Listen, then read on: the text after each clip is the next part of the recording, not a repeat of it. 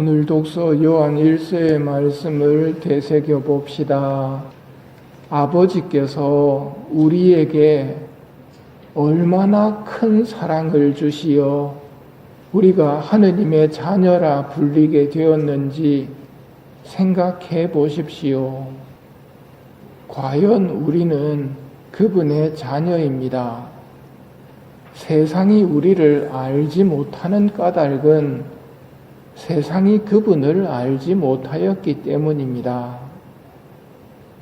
성당 다니는 기쁨이 뭡니까? 하고 물으면 아버지께서 얼마나 큰 사랑을 주시어 우리가 하느님의 자녀라 불리게 되었는지 생각해 보십시오. 과연 우리는 그분의 자녀입니다. 이것이 성당 다니는 기쁨이고 성당 다닐 때 받게 되는 은혜입니다. 세례를 받음으로 이 특권을 누리게 됩니다. 그러면 성당 안 다니면 어떻게 되는데요? 요한복음 8장의 말씀입니다. 죄를 짓는 자는 누구나 죄의 종이다. 너희는 너희 아비인 악마에게서 났고 너희 아비의 욕망대로 하기를 원한다. 인간 앞에 두 가지 선택이 있습니다. 하나는 하느님의 자녀가 되는 삶이 있고 하나는 자기 하고 싶은 대로 하고 살면서 너희는 너희 아비인 악마에게서 났고 너희 아비의 욕망대로 하기를 원한다. 는 말을 듣는 삶이 있습니다. 둘 중 어떤 삶을 선택하느냐에 따라서 영원한 삶의 모양이 달라집니다. 하느님의 자녀가 되는 결단은 세례 서약 때 이루어집니다. 정말 중요한데 세례는 한 번밖에 받을 수 없지요. 하느님과의 관계를 약속하는 이 세례 서약은 한 번만 해서는 안 될 정도로 중요하기 때문에 교회는 이걸 잊지 말고 기억하라는 뜻에서 매년 부활 파스카 때마다 서약 갱신을 합니다. 여러분은 죄를 끊어버립니까? 죄의 근원인 마귀를 끊어버립니까? 기억나시지요? 세례 받을 때처럼 초 들고 합니다. 세례 서약을 갱신하는 겁니다. 정말 중요하기 때문입니다. 예, 끊어버립니다 하고 분명히 서약을 하고 그 다음부터는 예, 믿습니다 하고 신앙 고백을 합니다. 이 서약을 통해서 하느님은 우리 하느님, 하느님은 우리 아버지가 되고 우리는 당신 백성, 우리는 당신 자녀가 되는 관계가 이 서약으로, 이 약속으로 체결이 되기 때문에 매년 기억하는 겁니다. 그러면 1년에 한 번씩 하면 되는가? 그것도 사실은 부족하죠. 하느님을 내 하느님이라고, 내 아버지라고 여긴다면 의무 기도들을 할 때마다 내 아버지께, 내 하느님께 기도한다는 것을 의식하셔야 됩니다. 아침, 저녁 기도, 식사, 저녁 기도, 삼종 기도, 이런 기도들을 할 때 내가 하느님과의 했던 약속을 실행하는 과정이라고 여기셔야 한다는 말입니다. 하느님과 그런 서약을 하고 하느님과 그런 약속을 하면 하느님은 우리한테 뭘 주십니까? 너희 작은 양떼야 두려워하지 마라. 너희 아버지께서는 그 나라를 너희에게 기꺼이 주기로 하셨다. 하느님의 자녀가 되어서 예수님과 성모님과 함께 천국에서 영원히 살게 된다는 말입니다. 반대로 하고 싶은 대로 하고 살면서 죄를 짓게 되면 지옥불 속에서 악마들과 함께 영원히 살게 될 것입니다.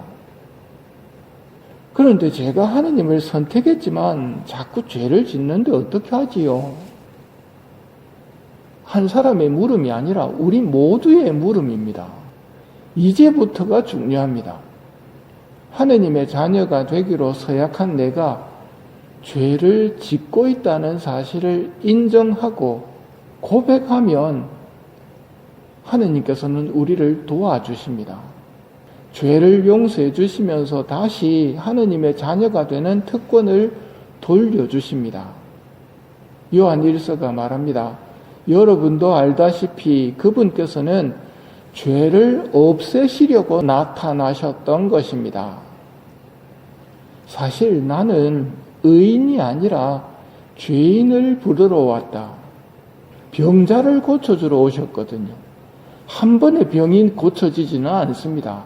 하지만 완치될 때까지는 예수님께 계속 나가서 고칠 거라는 결심을 가지고 있는 사람은 죄를 고백하러 계속 예수님을 찾아옵니다.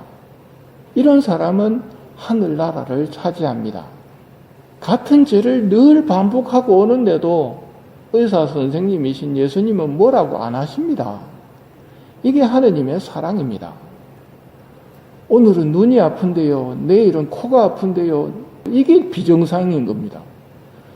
눈병 걸린 환자는 한동안 눈병 때문에 계속 오는 겁니다. 세례자 요한도 말합니다. 보라, 세상의 죄를 없애시는 하느님의 어린 양이시다.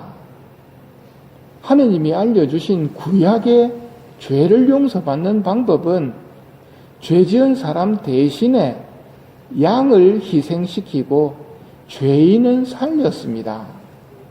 세상의 죄를 없애시기 위해 하느님께서는 당신 외아드님을 어린 양으로 희생시키시고 죄인인 우리를 다시 살려주셨습니다. 보라, 세상의 죄를 없애시는 하느님의 어린 양이시다. 아버지께서 얼마나 큰 사랑을 주시어 우리가 하느님의 자녀라 불리게 되었는지 생각해 보십시오. 과연 우리는 그분의 자녀입니다. 오늘 새겨야 할 말씀입니다. 얼마나 큰 사랑으로 우리가 하느님의 자녀라고 불리게 되었는지, 얼마나 큰 사랑으로 우리 죄를 용서해 주셨는지, 이런 은혜를 안다면 하느님을 사랑하게 됩니다. 주님의 기도를 바칠 때 하늘에 계신 우리 아버지를 어떻게 부르고 계십니까? 사랑으로, 감사로 부르고 계십니까? 습관적으로, 기계적으로 암기하듯이 부르고 계십니까? 하느님께서 바라시는 것은 우리의 마음입니다. 이제 우리는 하느님의 자녀입니다. 우리가 어떻게 될지는 아직 드러나지 않았지만 그분께서 나타나시면 우리도 그분처럼 되리라는 것은 알고 있습니다. 그분을 있는 그대로 뵙게 될 것이기 때문입니다. 그분을 있는 그대로 뵙는다는 것이 지복직관이고 이것이 최고의 행복입니다. 병들고 죄인인 우리 죄를 용서해 주시려고 탄생하신 예수님을 진정으로 사랑할 수 있는 마음을 청하며 이 미사를 봉헌합시다.